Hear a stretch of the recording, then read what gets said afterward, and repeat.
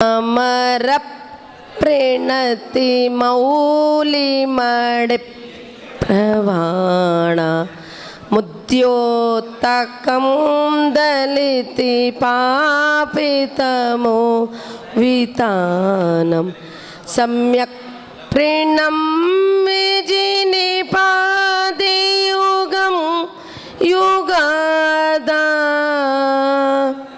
वालम्बनं बहुजले पतितां जनानां वालम्बनं बहुजले पतितां जनानां।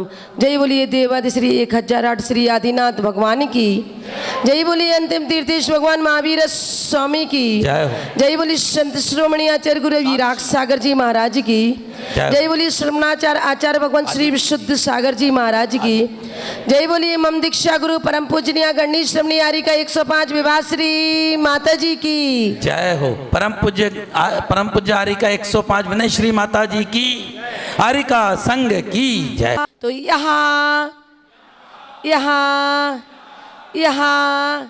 संस्तुतः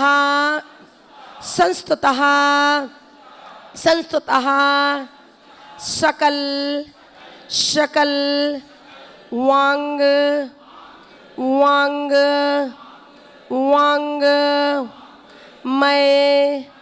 मैं तत्व बोधा दोता है तत्व बोधा। यहाँ संस्तुतः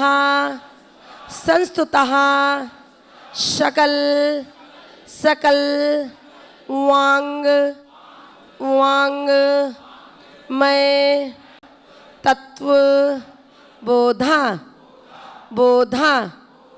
यह संस्तुतः सकल वाङ्मय तत्वबोधा। दुधभूत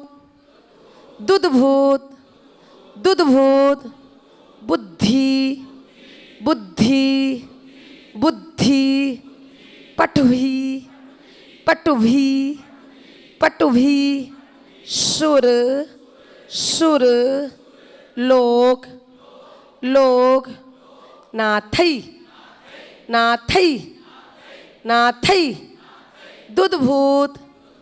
दुधभूत बुद्धि पटुभी सुर लोग नाथई दुधभूत बुद्धि पटुभी सुर लोक नाथई। स्तोत्रैर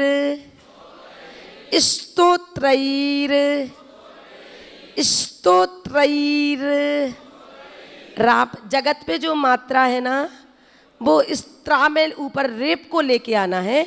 तो जब अपन बोलेंगे तो किसी भी चीज को र बोलते ना तो स्तोत्रैर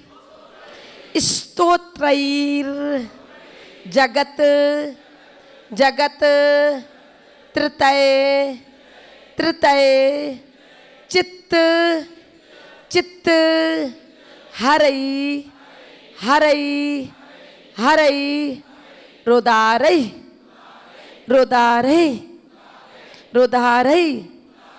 स्तोत्रैर जगत त्रितय चित्त हरई रोदारई स्तोत्रैर जगत त्रितय चित्त हरई रोदारई।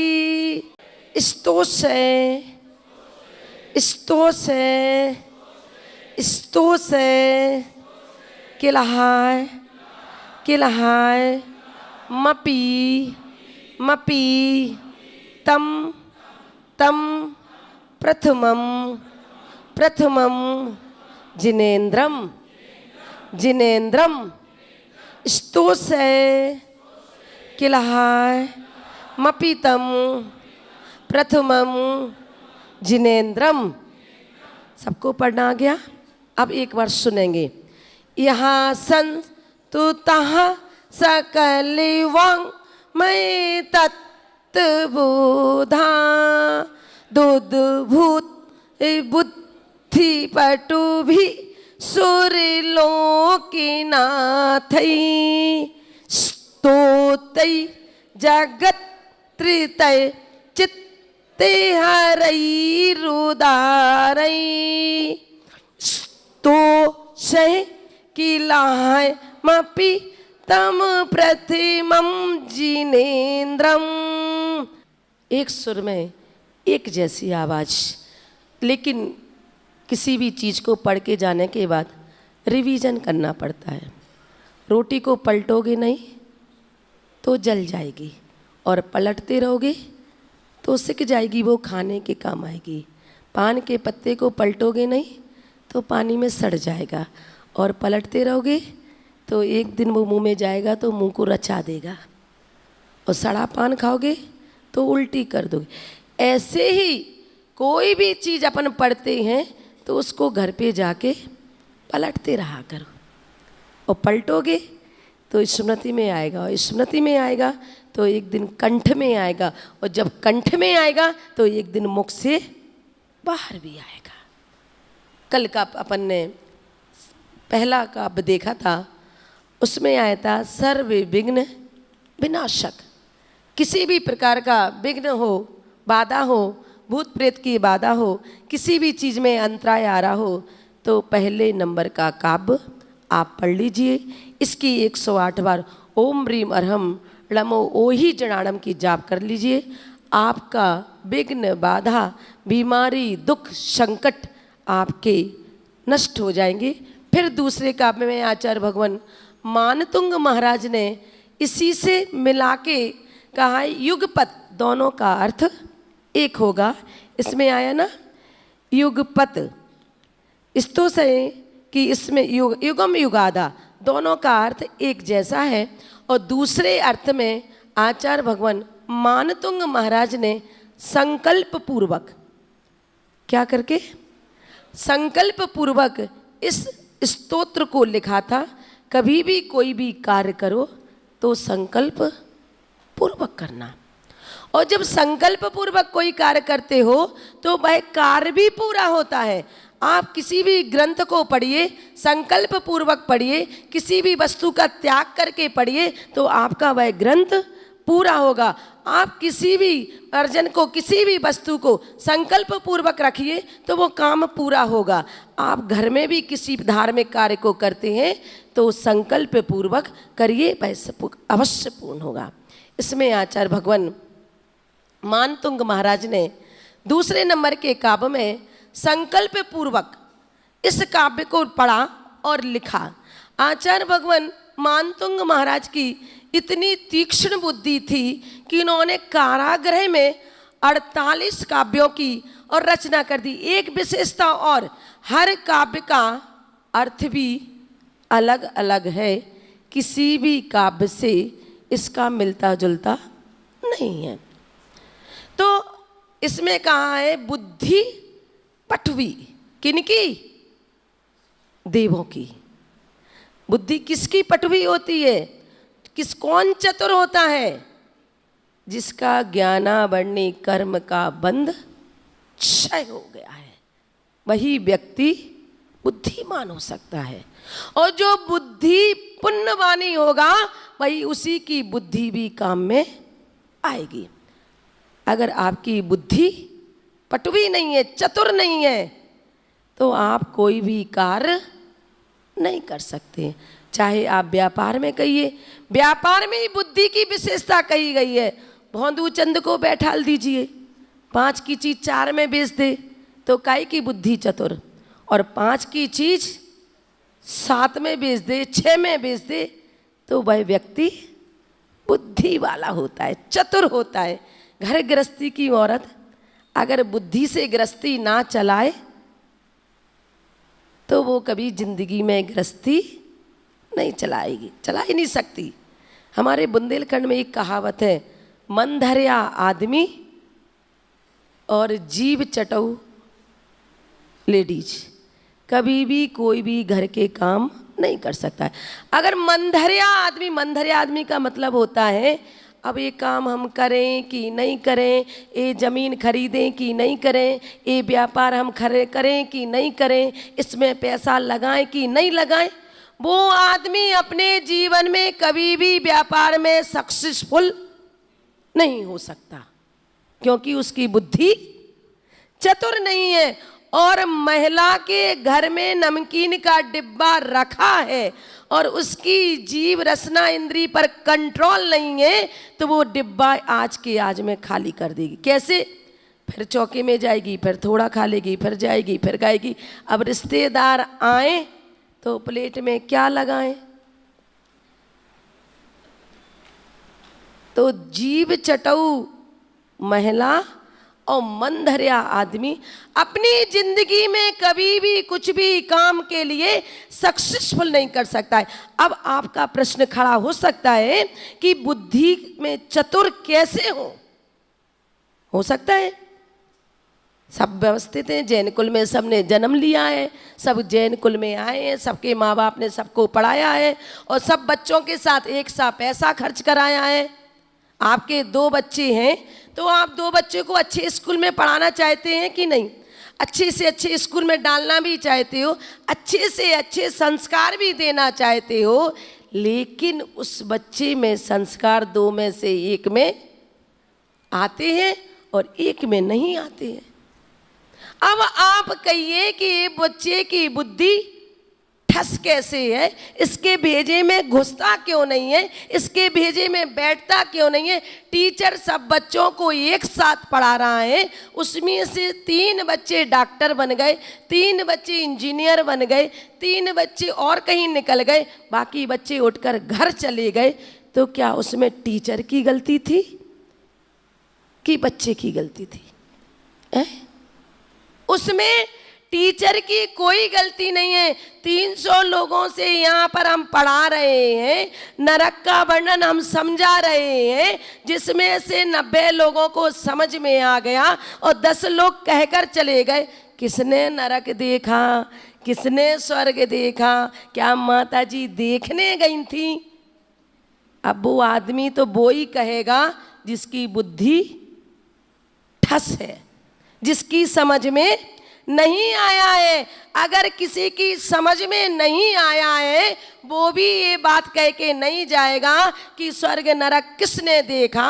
वो ये तो कह सकता है कि नरक की ऐसी ऐसी व्यवस्थाएं, जिसको श्रद्धान होगा वो सुनकर चला जाएगा, जिसको श्रद्धान नहीं होगा वो ये कह के जाएगा कौन ने देखा नरक में ऐसी ऐसी व्यवस्था। तो ऐसे ही जितने बच्चे पढ़ रहे हैं तो उनमें से 10 बच्चे अच्छे टॉपर हो जाते हैं, 90 बच्चे फेल हो जाते हैं, तो उसमें टीचर की गलती नहीं है, ना माता पिता की गलती है, उसमें तो उस बच्चे की ज्ञानावरणी कर्म की गलती है। अब कहो ज्ञानावरणी कर्म कैसे उदय में आया? तो भैया जब ज्ञानावरणी का कर्म का उदय आता है तो वह कर्म 20 कोड़ा कोड़ी सागर का बंधता है। कितने सागर का? 20 कोड़ा कोड़ी सागर का। अब 20 कोड़ा कोड़ी का अंतराल 2000 वर्ष बाद आएगा। कितने बाद? 2000 वर्ष। अभी का बच्चा डॉक्टरी की तैयारी कर रहा है और 24 घंटे में से वो 20 घंटे उन पुस्तकों में लगा रहा है, फिर भी उस बच्चे का नाम नहीं आ रहा है, वह बच्चा सिलेक्ट नहीं हो पा रहा है, तो उसकी ज्ञानावरणी कर्म का उदय था। अब उदय अंतराय कैसे आया? अब अंतराय ऐसे आया कि 6 लोग स्वाध्याय कर रहे थे और तुम्हें वो स्वाध्याय सुहा नहीं रहा था। तुमने अगले दिन वह ग्रंथ उठाकर छुपा दिया। अब 6 लोग उस ग्रंथ को ढूंढने में लगे कि मुझे उस ग्रंथ का स्वाध्याय करना था। अब वह ग्रंथ कहाँ गया? तो 6 लोगों का पाप जो पुण्य बंध बन रहा था वो उनका छूटा और तुम्हारे कोटे में लग गया। तो 6% का कोटा पाप ज्ञानावरणी का कर्म बंध तुम्हारे कोटे में चला गया। लाइट बंद कर दी, अरे तुम्हारा क्या जाता, पढ़ने वाला पढ़ रहा, तुमने लाइट बंद कर दी। उसकी सामर्थ्य है पढ़ने की तो पढ़ने दो, ज्ञानावरणी कर्म का बंद कर दिया। आपने ग्रंथ को छुपा दिया। अगर जिनवाणी को सुनने में तुम्हारा मन नहीं लग रहा तो समझना हमारा तीव्र ज्ञानावरणी कर्म का बंद हो रहा है। 4 पेज तुम जिनवाणी के नहीं पढ़ सकते, लेकिन लाखों के नोट 1 घंटे में गिन के रख देते हो। थूक लगाते गिनते जाते, थूक लगाते गिनते जाते।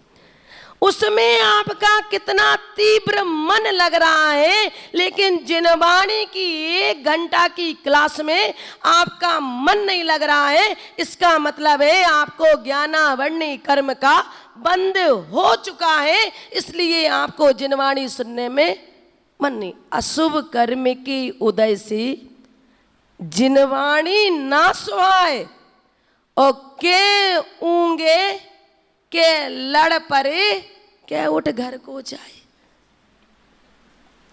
जब अशुभ कर्म का उदय होता है तो जिनवाणी सुनने में मन नहीं लगता, तो के वो ऊँगता रहेगा। फिर जावाणी के ज्ञान से सूझे लोकालोक, आंखें मिड़ा अनेक प्रवचन। हाँ, अब कोई कहेगा बहुत अच्छा प्रवचन किया माता ने, हाँ हाँ बहुत अच्छा किया। अब तुमने सुना ही नहीं तो क्या बताओगे अच्छा किया? और तुम्हें क्या समझ में आया? तुम क्या बताओगे? क्या नहीं आया क्या बताओगे? के ऊँगे के लड़ पड़े के उठ के घर को जाओ। भैया मंदिर में तो लड़ाइयाँ होती है, इससे अच्छे तो हम घर ही में अच्छे हैं। क्यों? अरे लड़ाई होती है तो तुम्हें क्या लेना देना? लड़ने वाले मंदिर में कुश्ती लड़ रहे, तुम तो अपना काम करो, भगवान की पूजा करो, अभिषेक करो, अपना स्वाध्याय करके घर जाओ। लेकिन अशुभ कर्म का उदय है तो वो जिनवाणी सुनने में, पढ़ने में, मनने में मन ही नहीं है। तो अशुभ कर्म के उदय से ना जिनवाणी सुहाए के वो ऊँगे के लड़ पड़े कि अपने घर है। चलो हम तो भैया अपने घर में ही अच्छे हैं, मंदिर में होता क्या है?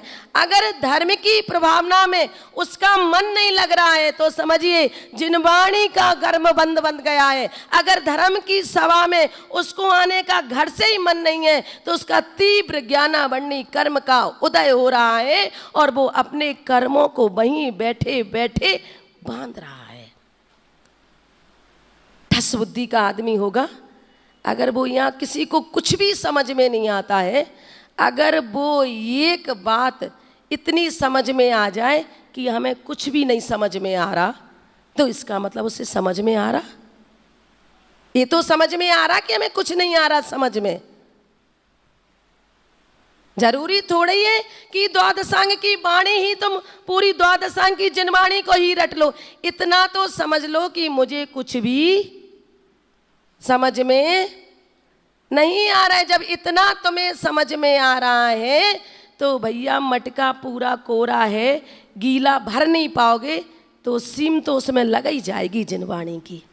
और जिस दिन उसमें सीण और सीम लग जाएगी तो एक दिन वह फुल भरने की सामर्थ्य भी अपने आप में रखेगा।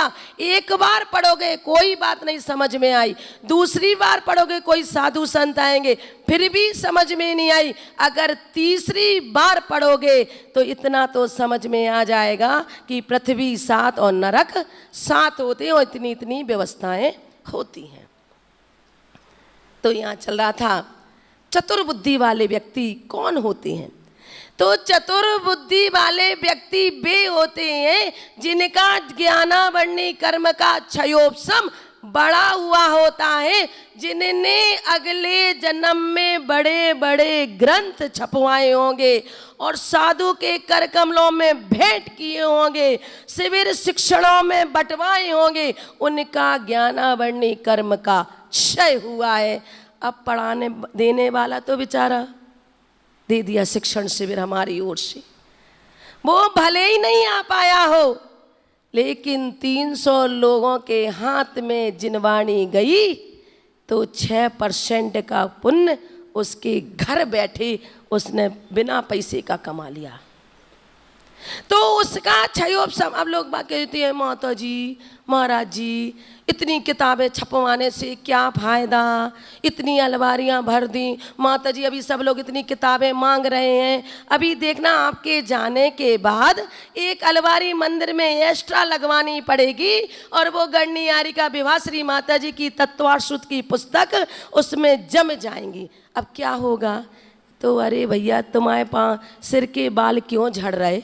देने वाला दे रहा, पढ़ने वाला पढ़ रहा और लेने वाला ले रहा ज्ञान को, तुम क्यों उस बात को कह के कर्म बंद अंतराय डाल रहे हो? तुमने इस भाव में किसी को ज्ञान दान देने से रोक दिया, उसको वंचित कर दिया, तो अगले भाव में तुम्हारा ज्ञान अर्जन हो ही नहीं सकता। आप ज्ञान का अर्जन नहीं कर सकते हो। आप रट रट के मर जाना, पूरी जिंदगी निकल जाएगी, लेकिन तुम भक्ता मर प्रणत मौली मड़े प्रभाणा रट नहीं सकते हो। क्यों? ज्ञानावरणी कर्म का तीव्र बंद कर लिया था, ज्ञान का ध्यान देने वाले को रोक दिया था, चौका लगाने वाले को रोक दिया था, बोली लेने वालों को रोक दिया था कि भाई मंदिर में तो क्या पैसे की जरूरत है, इतना पड़ा है। अरे उसका कर्म उस समय दान देने का था, उसका पुण्य उस समय दान देने का था, आपने उस क्षण उसको रोक दिया। कोई जरूरी नहीं कि दूसरे दिन उसके वो भाव रहे या ना रहे, आपने उसका पैसा उसी पाप में लगवा दिया और वो अंतराय कर्म में डलवा दिया। उसका अंतराय कर्म तुम्हारे कोटे में लगेगा। अब तुम भगवान की रोज मूर्ति घिसते हो, रोज भगवान की पूजन करते हो, लेकिन भगवान फिर भी तुम्हारी नहीं सुनना है। दुकान 6 बजे से खोल कर बैठ जाते हो, एक भी ग्राहक नहीं आता है, और सामने वाला 10 बजे दुकान खोलता है तो ग्राहकों की लाइन लग जाती है। कभी ना कभी किसी के बिजनेस में तुमने अंतराय डाला होगा, तो आज तुम्हारे बिजनेस में तुम्हारा अंतराय आ रहा है। किसी के बच्चों में, शादी में कभी ना कभी अंतराय डाला होगा, तो वही बच्चा आज तुम्हारे घर में उत्पन्न हो रहा है और आप कह रही हो माता जी कौन बिटिया बताओ। अब माता जी अपनो संग बढ़ाए कि तुम्हारा परिवार बढ़ाए?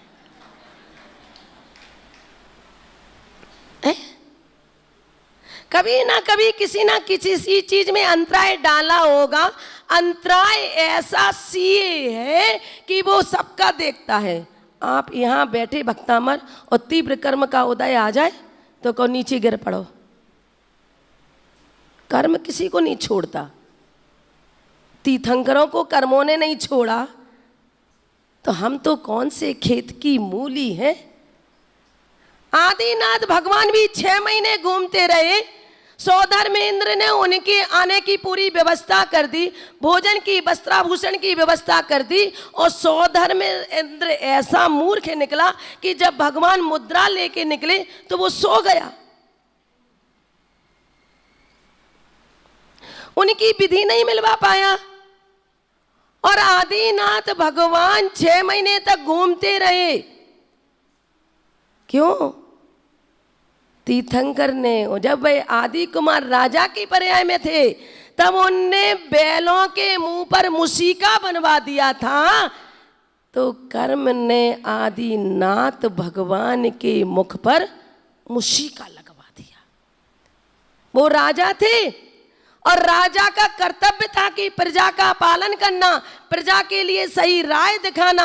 उनने अपने कर्तव्यों का पालन किया था, इसलिए उन्होंने कहा था कि खेत खलिहानों के सारा अनाज पानी ये बैल खा जाते हैं, तो उनके मुख पर मुसीका लगा दो। लेकिन कर्म ने सोचा नहीं, हम तुम्हारे मुख पर भी क्या लगवा देंगे?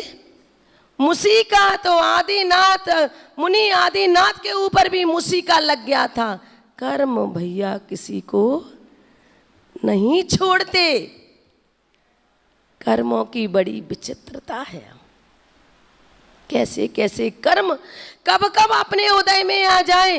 राजा सैनिक का पुत्र कुणिक, वो अपने पिता को जेल में डलवा कर आ गया, और उस पिता से पूछो कि उस पुत्र की जांग पर जब फोड़ा हो गया था तो उसने अपने मुख से उस पस को और खून को निकाल कर फेंक दिया था, लेकिन कर्म उसका ऐसा आया। अब तुम किसके लिए कर्म बंध बांध रहे हो भैया? पुत्र के लिए, पुत्रियों के लिए?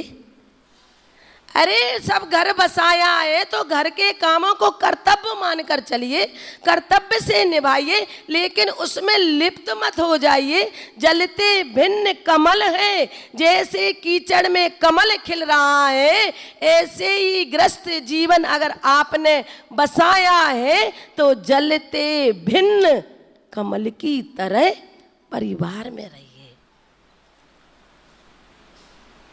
भैया कभी भी किसी भी प्रकार का पुण्य कार्य हो रहा हो तो उसमें अंतराय मत डालना। कीजिए शक्ति प्रमाण। तुम्हारी शक्ति भैया जितनी है तुम उतना दान दो, तुम जितना लुटाओगे उतना तुम्हारे पास लौट कर आएगा। ध्यान रखना इस बात का। खंडर में जाते हो और चिल्लाओ आदिनाथ भगवान की, तो लौट कर उस खंडर से आवाज आएगी आदिनाथ भगवान की। ऐसे ही तुम जितना लुटाओगे उतना तुम्हारा डबल होकर तुम्हारे पास लौट कर आएगा। कभी भी धर्म में दान करने से कभी भी किसी को घाटा नहीं हुआ। आगे पीछे तो हो सकता है प्रॉफिट, लेकिन लॉस कभी किसी को नहीं हुआ। तो यहाँ पर आचार्य भगवान मानतुंग महाराज ने बड़ी सुंदर बात कही।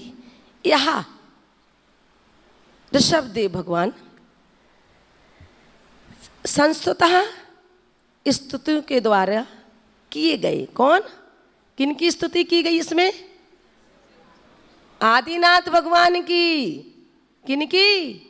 इतनी तो बात समझ लो।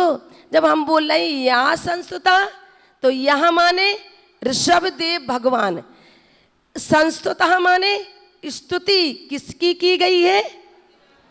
आदिनाथ भगवान की, हमारी और तुम्हारी नहीं। किनकी? आदिनाथ भगवान की सकल समस्त वांग्मय द्वादशांग, सकल वांग्मय द्वादशांग वाणियों के द्वारा किनकी स्तुति की गई? आदिनाथ भगवान की। दूध भूत उत्पन्न हुई। क्या? बुद्धि पठवी चतुर्बुद्धि। आदिनाथ भगवान की स्तुति करने के लिए द्वादशांग वाणी से उत्पन्न हुई बुद्धि सूर्य लोक नातई किनके द्वारा?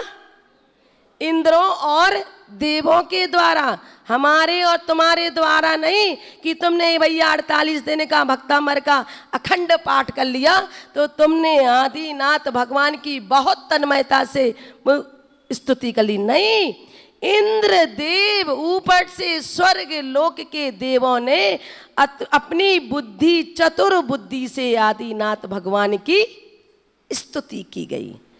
स्तोत्रय स्तुति की गई। जगत तीनों लोकों में जगत्त्रय चित्त चित्त को हरई रुदारई हरण करने वाली है। कौन? आदिनाथ भगवान। अगर भगवान आदिनाथ कुंडलपुर के बड़े बाबा के दर्शन करने जाओ तो अपने चित्त को हरण कर लेते हैं और अपना चित्त हरण हो जाता है। आप लोगों का चित्त कैसे हरण होता है? भगवान की प्रतिमा को देखकर आपका चित्त हरण होता है कि सिनेमा हॉल में पिक्चर के चित्त को देखकर तुम्हारा चित्त हरण होता है। जो आंखें उस पिक्चर सिनेमा के हॉल में उन चित्रों में लगाई, अगर वो ही चित्र 3 लोक के नाथ के सामने लगा देते तो तुम्हारा बेड़ा पार हो जाता है। लेकिन अभी तो तुम्हारी आंखें बाहर की चित्रों पर टिकी हैं, बाहर की पर पदार्थों पर टिकी हैं, बाहर की वस्तुओं पर टिकी हैं। तुम्हारा अभी चित्र भगवान के चित्र पर नहीं लगा है। इसलिए अपने चित्त को बदलो, अपने चित्त को भगवान के चित्र में लाओ और बोलो, ये भगवान जैसे आप हो वैसे ही हम हैं। इतनी सामर्थ अपने अंदर है। तो यहाँ कहा है कि जगत तीनों लोकों के चित्त को हरई रुधारई हरने वाली हैं। तीनों लोगों के प्राणियों के चित्तों को लुभाने वाले कौन है? आदिनाथ भगवान। स्तोत्रय, इन स्तोत्रों से मैं स्तुति, किला माने अपि माने मैं भी, तम माने आपकी, प्रथमम माने प्रथम, जिनेन्द्रम माने जिनेन्द्र भगवान की भी मैं अपने तीनों लोकों की चित्त को लुभाने वाले ऐसे आदिनाथ भगवान की स्तुति मैं करता हूँ। भावार्थ देख लेंगे। समस्त शास्त्रों के तत्व ज्ञान से जिनकी बुद्धि अत्यंत प्रखर हो गई है, ऐसे देवेंद्रों ने 3 लोक के प्राणियों के चित्त को हरण करने वाले महान गंभीर आशय वाले स्तोत्रों के द्वारा जिनकी स्तुति की है, ऐसे उन प्रथम जिनेन्द्र भगवान को हम नमस्कार करते हैं। जय बोलिए परम पूजनीय गणनी श्रमणी आरिका विभाश्री माता जी की जय।